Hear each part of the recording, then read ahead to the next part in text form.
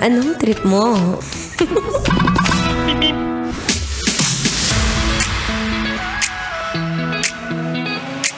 Yeah!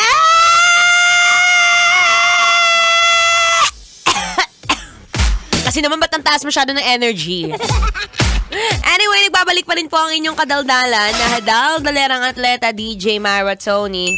At kanina nga, since medyo na-enjoy ko talaga ang pagbisita sa Divisoria, alam mo, backstory lang no, nung bata po ako, talagang mahilig ako bumili dyan. Kasama ko yung tatay ko, bibigyan niya ako ng 1,000.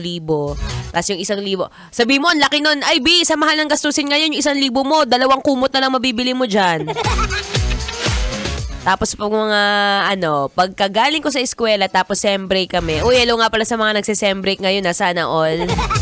Pag sem break ka, unang gagawin mo, punta kayong Divisoria, yayayain ka ng tatay mo. Ikaw naman, syempre, enjoy na enjoy mo, pero hindi mo alam, pwede palang tumawad. Oo, pwede naman tumawad, lalo na sa mga actually may technique paano ka makakatawad sa Divisoria. So, pag-usapan natin ngayon yan ang ating trip ngayon. Ano ba ang mas nakakainit? Ang init ng panahon o ang init ng ulo mo pagdating sa pagtawad sa Divisoria? Una, kapag ka gusto mong makatawad sa Divisoria, simple lang naman ang gagawin mo. B, huwag ka mag-makeup. O kaya magsuot ka ng mga damit na, na butas-butas. Yan, tapos sabihin mo sa kanya, pwede mong patawad ang mga na lang, yung 150, gawin mo na lang 50. Ang tawag sa'yo, abusada.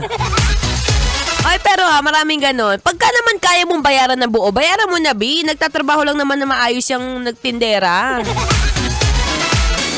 Pero bukod sa mga nagiinit ang ulo, pagdating sa pagtawad-tawad na yan, siyempre, nagiinit din ang ulo natin kapag medyo hindi tayo nakainom ng malamig na tubig.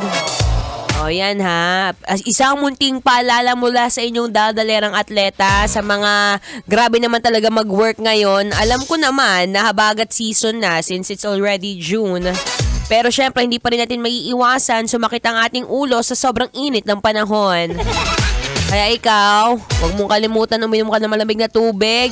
Yang malamig na tubig, lagyan mo ng lemon para maasim-asim. O kaya tantanan mo na yan, nagsosoft drinks ka na naman. Pang ilang soft drinks mo na yan, kuya? Imbis sa soft drinks, inom ka muna kahit 8 hanggang 10 baso ng tubig. Sinasabi ko sa'yo, hindi ka malulunod sa tubig. Ikaw naman, gusto mo lagi may lasa. Gusto mo lagi may chaser.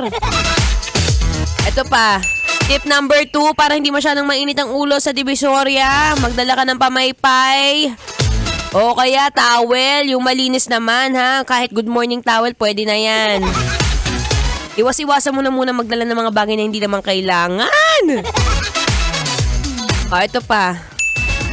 Alam ko rin naman na kapag ganitong mga panahon, wag mong kakalimutan magdala ng payong ha.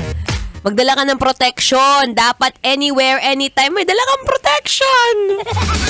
Mahirap na pag wala kang protection, B. Sinasabi ko sa'yo, baka mapahamak ka. Mapahamak ka kasi syempre, mainit. Tapos mamaya, di mo alam, umuulan na naman. It's better safe than sorry. Anyway, mamaya magbabalik-balik ulit ang inyong kadaldalan. Daldalerang atleta na DJ Maratoni. For now, makinig muna ng Feel Good Music ngayong Feel Good Tuesday. Ibang-iba mula